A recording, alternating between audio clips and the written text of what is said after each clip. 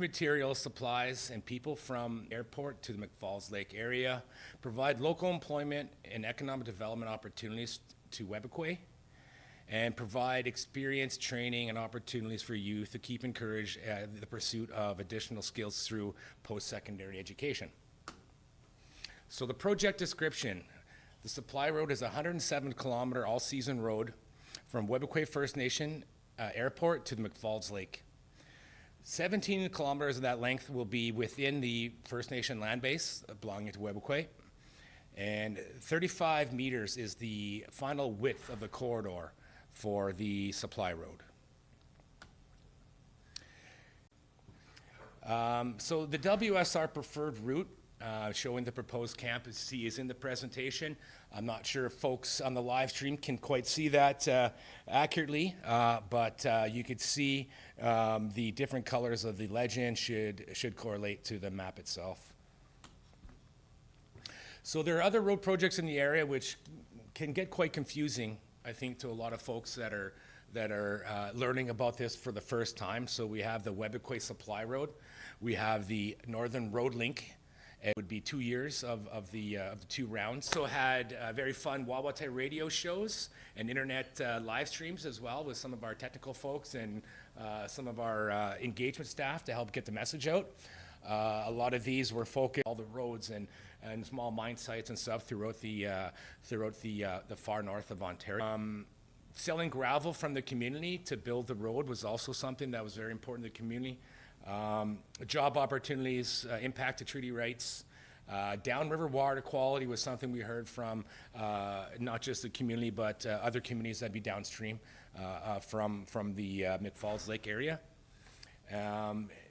Another social comment that we've heard quite a bit was the increase of drugs and alcohol within the community, and having that access open can really change the social dynamic of the community. So we're taking things like that into consideration when we're building our long-term plan. Where are we now in the EA? Right now we're doing the effects assessment. So all the input from community members and from surrounding interested First Nations have been put into this effects assessment. So part of the process is we describe the project, decide what will be studied and how it'll be measured. We identify limits of studies, land and time, and describe how things are now, so the current situation. Identify possible effects of the project and how these can be controlled. Look at the leftover effects from past, present, and future projects, the big picture, so within the region, within the surrounding area. Identify monitoring is required, and compare advantages and disadvantages of the project versus doing nothing. And so that's where we are at this point. How to deal with the possible effects. So this diagram here can help explain how we deal with the effects. So the top of the diagram is eliminate or avoid. So move the road to another location. That would be an example of how to deal with that. So avoid the project completely. Reduce. Change the way we do things as different construction methods or different road design that might help reduce the potential impact. And then there's offset. Clean up an area somewhere else that has been affected by another project. Improve habitat in other locations to make up for possible effects. So it's within the far north, they have offset programs for certain mine sites, and this is an example of how things could work. Looking at project effects, what do we think about? So when we're looking at it, we're thinking about the surface water, lakes and rivers, lands and soil terrain, the groundwater, spring water, the air, fish and fish habitat, the plants and wetlands, wildlife and terrestrial, out of water habitat, and species at risk.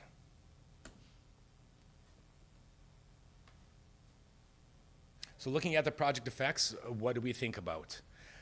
The other side is the people, the social environment, which we spoke about a bit earlier with impact of influx of potential drugs and alcohol into a remote community, the economy, the lands and resources, the health of the community members, the environment that we see, Aboriginal treaty rights and interests, culture, and the effects on all projects past, present, and future together.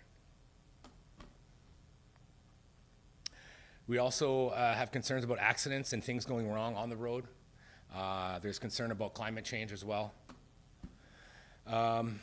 Effect of all projects together, so the cumulative effect. This is something that if you look at the list of operations that are in the far north, you can see the Victor Mine, Goldcorp Musselwhite Mine, the Webequie Northern Road and Martin Falls Community Access Roads, the Wata Transmission Line, the Greenstone Gold Hard Rock Mine, the Ring of Fire Plan Mines, the Eagle's Nest, Black Thor, Blackbird, Black Label, and other projects within the territory maybe that are currently under development.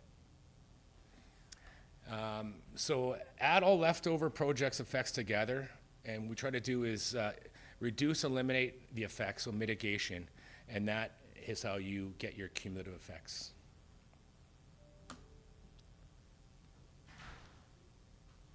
So again, this slide's redundant, but here it is again. The past, present, future physical activity is considered in the cumulative effects. So Victor Mine again, Goldcorp, Webequie Supply Road, Wata Transmission Line, Greenstone Gold Hard Rock Mine, and the Ring of Fire Plan Mines. So our next steps is to, here we are now, the consultation round 3, receive feedback on preliminary effects assessment, continue efforts to assess potential effects of the project, including cumulative effects, continue efforts to receive Indigenous knowledge and land and resource use information from communities that may be potentially impacted. So going forward, the winter and summer of 2024, input to the preliminary effects assessment of the project, input to proposed impact management, mitigation, and follow-up monitoring. And that brings us to the fall of 2024, summer 2025, review of draft and final environmental assessment report and impact statement. So that is all the slides I have for you today for the live stream. I will be able to take any questions. Tony, do we have any questions?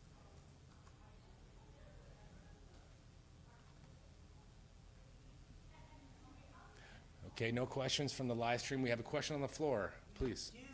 Where can we get more information about the project? If you look at some of the material we have here on the table, if you're in the room, we have the WSR handouts with the QR codes on them. It brings you to the WSR website. It might be on the survey. And for those folks at home, it's webequiesupplyroad.com. .ca, my bad. Can you say that again, Tony, so I can repeat it?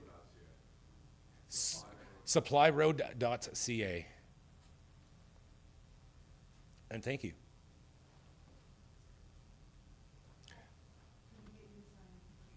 There will be no more questions from the floor.